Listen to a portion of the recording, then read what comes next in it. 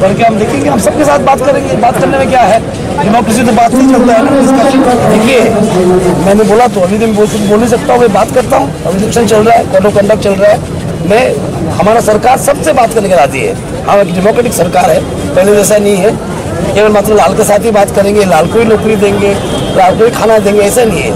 हमारा सरकार सबके साथ बात करेंगे। डेमोक्रेसी है, गणतंत्र में सबके साथ बात करना है, सबके साथ बैठना है, वही गणतंत्र है।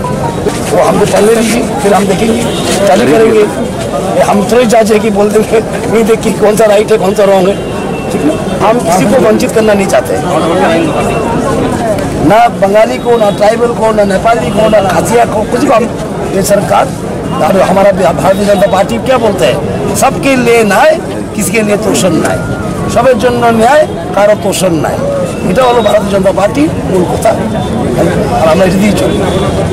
কেন আমরা কেন যে দাবি পূরণ করা সরকারের ডিউটি না, এটা সেটাই তো সরকার।